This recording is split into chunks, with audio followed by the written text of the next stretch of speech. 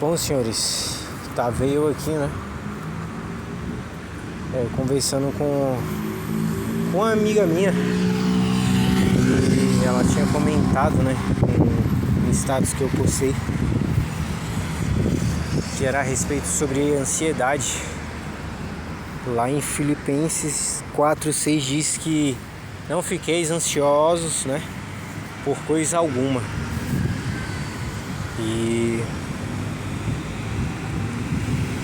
E realmente o que mais a gente tem feito nesses últimos tempos é tentar controlar o incontrolável. Por quê? Porque a gente quer ter as coisas ao nosso controle. A gente quer ter controle para nos trazer uma falsa segurança, uma falsa confiança. E isso diz muito sobre a gente, né? A gente é muito ansioso por conta de pensar muito no futuro, de querer controlar o futuro, sendo que a gente não consegue sequer parar e refletir e dizer o que está no meu controle agora, né? E quando eu me faço essa pergunta, eu realmente tenho essa convicção que o que está no meu controle de fato é os meus pensamentos e minhas ações. Então, se eu tenho só controle sobre isso e isso também é incontrolável, o que eu posso fazer é, cara, eu entregar de fato tudo para Deus, tudo para Cristo. Porque se eu não tenho controle de nada, Ele tem. Eu não tenho controle, irmão, eu não posso controlar nada. Não consigo controlar meu dinheiro, não consigo controlar o ar que eu respiro,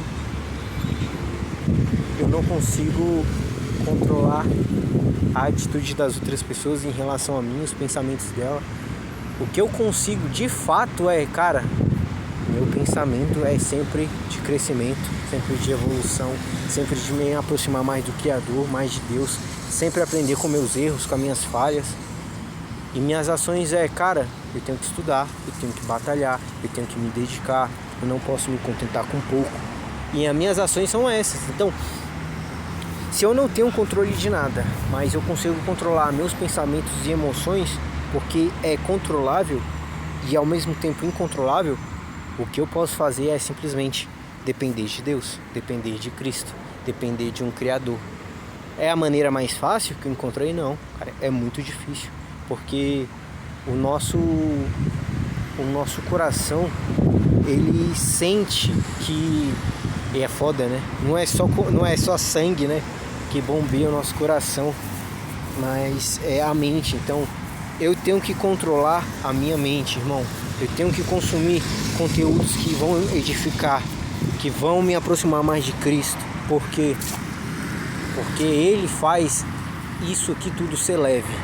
Já diz lá na Bíblia, o meu fardo é leve.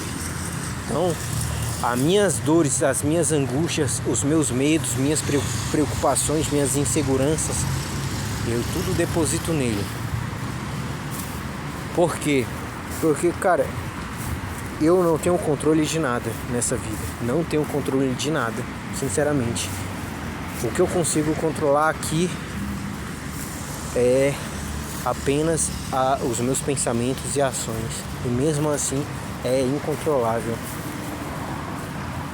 Posso viver essa vida seguindo meus princípios, honrando meus valores, né? Como sempre, honrando meus princípios e valores, obedecendo a Deus, a minha mãe, né, aos meus pais, no caso, honrando pai e mãe, né, aos princípios, né, mas eu não consigo controlar, irmão. E outra coisa que eu lutei para entender é aquilo que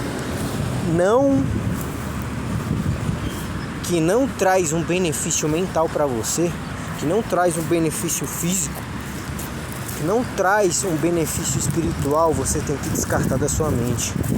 Seja aquele emprego, aquele relacionamento, sabe? Eu falo isso porque eu entrego tudo nas mãos de Deus. E entregar nas mãos de Deus é também eu saber fazer a minha parte. É aí que entra o pensamento, entendeu? Pensar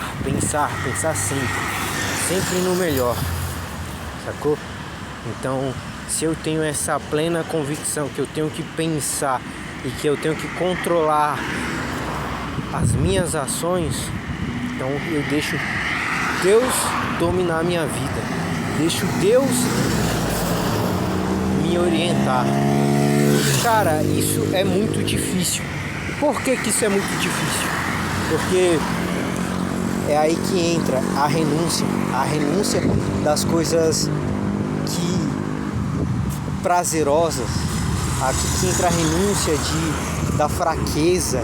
Aqui que entra a renúncia também do coração amargo, porque você tem que quebrantar o seu coração, você tem que quebrantar a sua fraqueza, a sua dureza, né, a sua frieza, e você também tem que aprender a ser forte e a ser duro. Isso é muito difícil, muito difícil.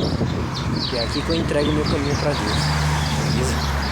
Espero que essa frase edifique a vida dos senhores, como edificou a minha. Tamo junto.